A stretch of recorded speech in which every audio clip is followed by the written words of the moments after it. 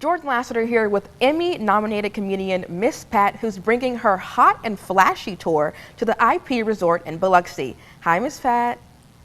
Hey, how you doing? And thank you for having me. Yes, of course, doing great. Have you been to Mississippi before? I think I was there about 2 years ago, so I, Oh, I know I've been there.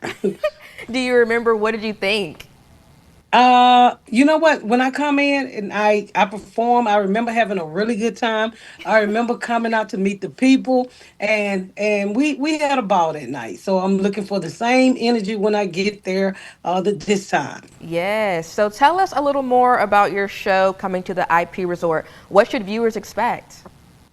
This is a new hour, and I call it the hot and flashy because I'm 50 something years old, and I want people to know just because you start to age don't mean you're not hot and flashy, which I am. All the jokes won't be about menopause, but I got quite a few that will be about menopause. I love that. So now let's take it back. How did you get your start as a comedian, and what made you realize this was a career path for you?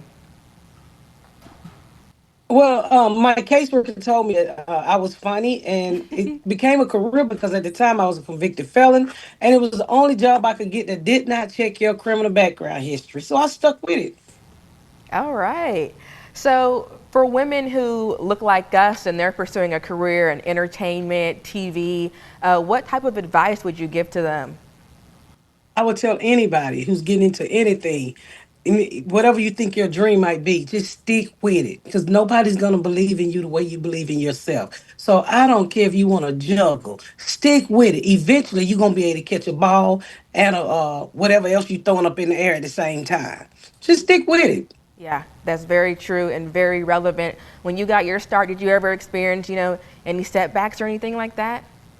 Heck yeah, yes, I did. I experienced a lot of setbacks. But I come from the inner city of Atlanta. And one thing I grew up hearing a lot in my life is no. So if everything is yes, you need to be suspicious. No make you stronger. So, there was a lot of times that I thought I was ready and I wanted to do things, I wanted to be a part of things. And, people said no, but I did not stop. It was so many people trying to hinder what I was trying to do, and I just kept going. So, over the 20 something years, I've learned to never quit.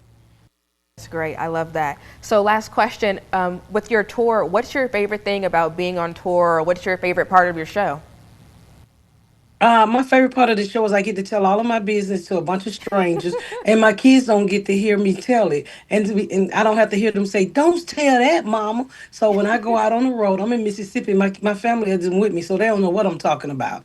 And I just love stand up. It's one of the things that I own. Yes, I do have the Miss Pat show, and I do have the court show, but with the comedy, is I own that. Right. Well, thank you, Miss Pat. Thank you so much for speaking with me, and Mississippi can't wait to have you.